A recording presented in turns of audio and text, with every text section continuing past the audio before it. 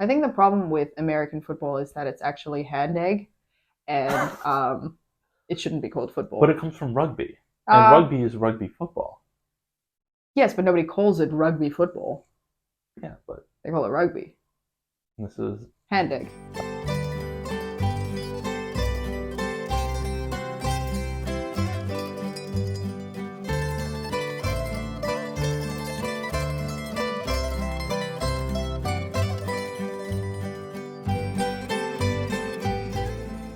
Hey everyone, welcome back to Chef Tyler's Croatian Kitchen.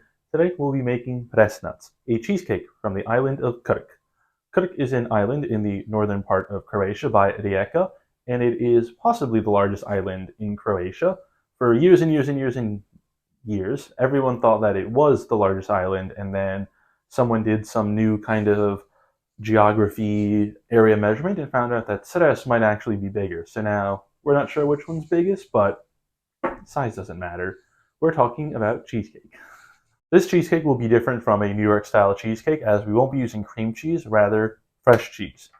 A fresh cheese is just a cheese that hasn't been aged. Mozzarella is a good example, except you don't want to use mozzarella, you want to use something that's a little flaky or something that you can grate into smaller pieces. Mozzarella tends to be very stringy and we don't want this cheese to be stringy. So before I get into the ingredients, I want to talk briefly about flour. The flour we're going to be using today is cake flour, or in Croatia it's known as ostro, which for some reason means sharp, and I don't really know why they use that to describe flour, but they do. Cake flour has a lower protein content than all-purpose flour. And the reason this is important is because if there's more protein in your flour, the more gluten can develop and the more stretchy bread-like it becomes. Cake does not need to be bread-like. It's nice and soft and fluffy, so therefore we use cake flour, which has less protein. Another way we prevent more gluten from developing is when we're mixing, we're not going to mix all the way. We want to just mix everything together, because the more you work the flour, the more gluten could develop. So it's very important to use cake flour for this. I would not use all-purpose flour. And a fun little side note, here in Croatia they measure their flour differently, as in, this is called ostro, but it's type 400. So while this is called ostro, it's really called type 400. And this type is basically you take 100 grams of flour and you burn it, and then you measure how much is left over. In the case of 400, that means 400 milligrams are left over. All-purpose flour has more protein, like I said, and then more ash remains. And the less processed the flour is, the more ash comes back, and therefore the higher the type number. This is very different than what we have in America, as we just kind of label it based off protein content. This is off ash content. If you want to read more about the differences between Croatian and American flour, in the description I'll link a page to my friend Sarah, who runs the site Expat in Croatia, and she has a whole page dedicated just to the differences between American and Croatian flour. Now let's get into the ingredients. We of course have our cake flour, sugar, milk, a little bit of salt, butter, eggs. We have 6 eggs, 4 are going to stay whole, and 2 are going to separate into yolks and whites, fresh cheese, and yeast. So the yeast I'm using is instant yeast, which means you don't have to proof it before putting it into our mixture. We can just dump it right on in. If you want to use fresh yeast, just know you have to proof that beforehand. Take a little bit of warm milk and flour and a bit of sugar, mix it together with the yeast, and let it start to proof. Once it gets bubbly, you know that it's ready.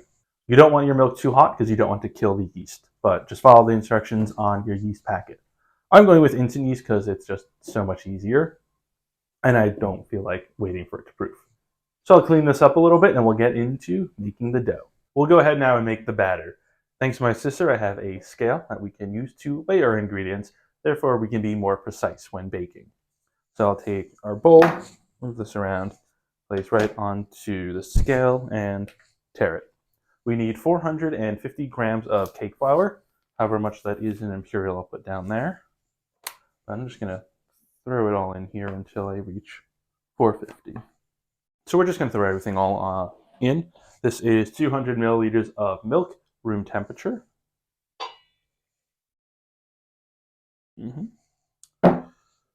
2 egg yolks. Well, let's get all the egg out. I'll leave it in there now.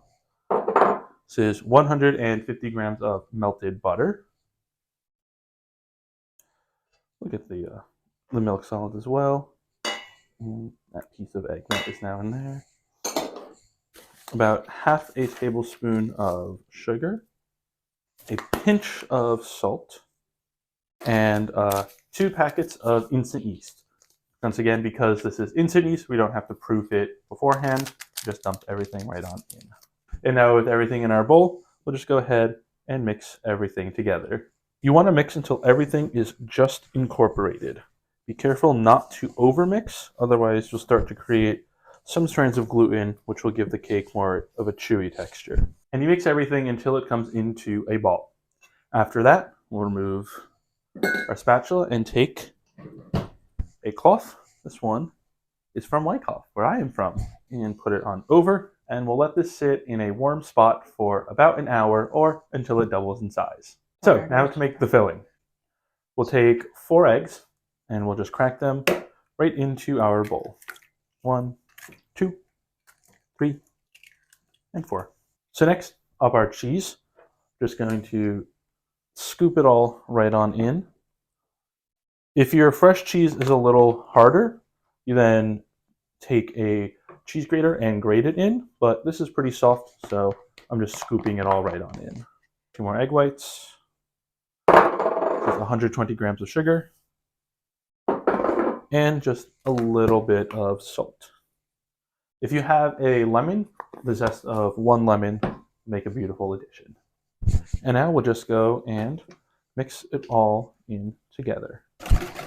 And you want to mix everything together until it is nice and smooth, like so. Once everything has come together, we'll put this off to the side, clean up our workstation, and then we'll take the dough that has risen and we'll start to roll it out. And once the dough has risen, we'll take it out of the bowl and place it onto a piece of parchment paper. You don't have to use the parchment paper, but it's helpful in preventing the dough from sticking to your work surface. Also, it will make it easier to put into the tin after you've done rolling it out. We're going to roll out the dough until it's a little bit bigger than the tin.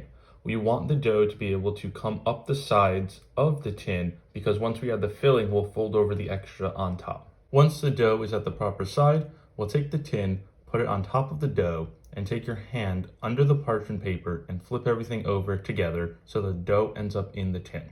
If there's too much dough on one side, you can trim it off and replace it on the other side. You can just push it together and it will stick. Push it along the edges to ensure that the dough is touching the sides. The dough is pretty oily, so I didn't find any need to oil the pan beforehand. Add in the filling and shake the tin lightly just to ensure that the filling is level. After the filling is in, take the extra cake from the sides of the pan and fold it over. So any cheese along the side, just take a paper towel and wipe off. Let the cake rest at room temperature for 10 minutes. In the meantime, turn the oven on to 200 centigrade or 400 Fahrenheit. Now that the cake has rested for 10 minutes, we'll go ahead and put it into our oven.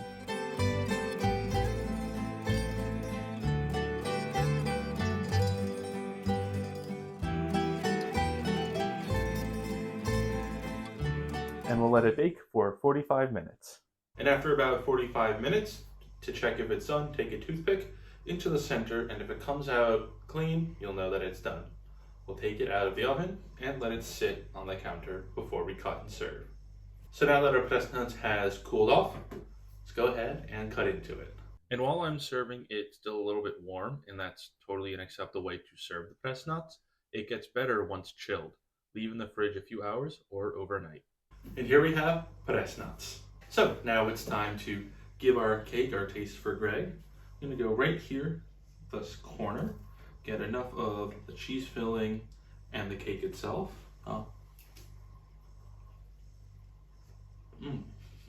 The creaminess of the cheese and the eggs together, plus the puff you get from those extra egg whites, really adds some nice texture. Add in with the cake, adds a nice little crumb to it. Overall, it all just works really, really well together and is a special treat for this time of year. And so this was Presnac. Dobar den.